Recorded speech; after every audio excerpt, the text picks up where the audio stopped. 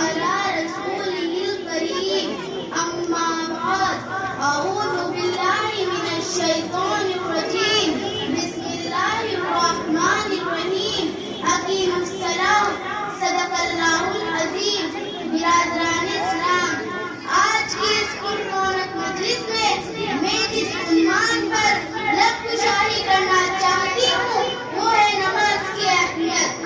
حاضرین مجلس، اللہ تعالیٰ نے تمام انسانوں کو اپنی عبادت کے لیے پیدا فرمایا.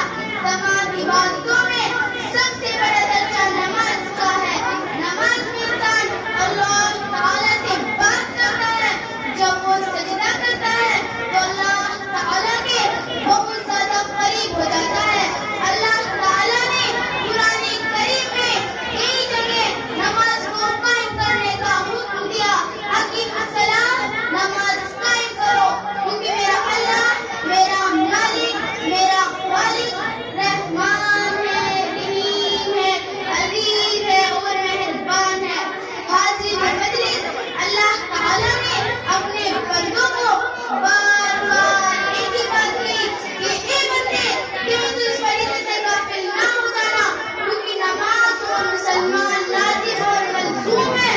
نماز کے بغیر نہ ہی کوئی ایمان کا تصور ہے اور نہ ہی اسلام کا.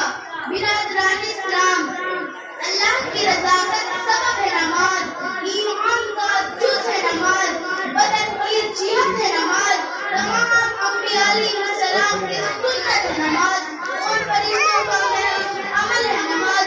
اور یہ کہ نماز مومن کی معراج ہے، دین کا ستون ہے، چہرے کا نور ہے. بے شک نماز کی قبر میں چراغ ہے، منکر نکیر کا سوالات ہے، پھر تم نماز قائم کرو. اے میرے رب، میری دعا ہے کہ ہم سب کو 5 وقتوں کی پابندی